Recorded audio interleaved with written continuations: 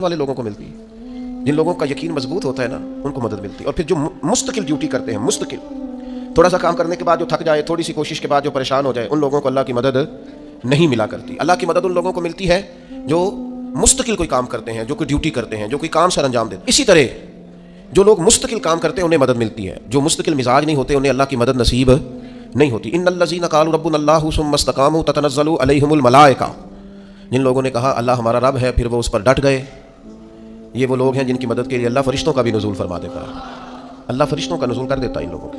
तो मुस्तकिल काम करने से अल्लाह की मदद मिलती है। तो जो लोग मुस्तकिल मिजाज नहीं होते वो इससे माज़अल्लाह महरूम हो जाते हैं। फिर जुल्म से अल्लाह की मदद रूठ जाती है। जब लोग जुल्म और ज़्यादती करते हैं फिर उन्हें अल्लाह की मदद नसीब नहीं होती। किसी मुआशरे में भी अगर जुल्म आम हो जाता है तो वहाँ से रहमत इलाही रूठ जाती है। फिर इसी तरीके से जो लोग तसन्नो करते हैं, रियाकारी करते हैं, नबी करीम अलैहिस्सलाम ने फरमाया कि अल्लाह क़यामत के दिन कुछ लोगों से फरमाएगा उनसे जाके अजर मांगो जिन्हें दिखाने के लिए तुमने अमल किए थे, मेरे लिए तो किया ही नहीं। अल्लाह की मदद रूठ गई, नाराज़ हो गई।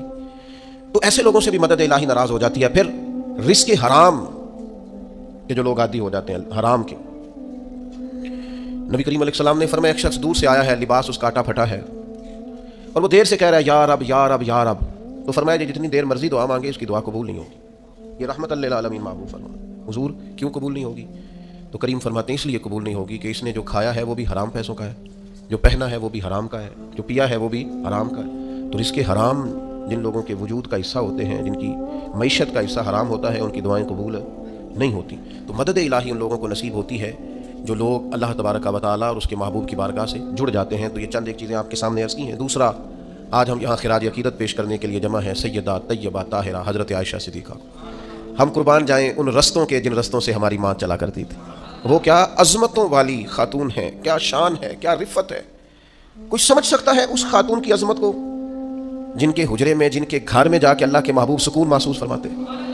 आप समझ सकते हैं उस खातून की अज़मत क्या होगी जिनके हुजरा नूर के अंदर आज गुंबद खजरा बना है और अल्लाह के महबूब आराम फरमा है।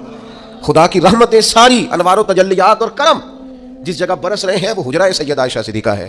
क्या बात है, बिनते सिद्दीक आराम जाने नबी।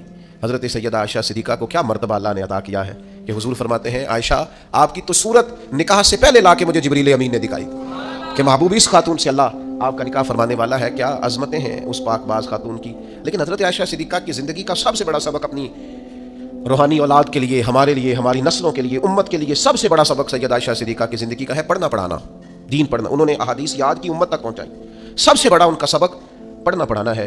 उम्मत अगर हुजूर की बातें याद करती है, आगे सिखाती है, पढ़ती है, आगे पहुँचाती है, तो फिर वो उस सबक को याद करती है। अल्लाह तबारक व तआला हमारी इस बज़्म को अपनी बारगाह में कबूल फरमाए।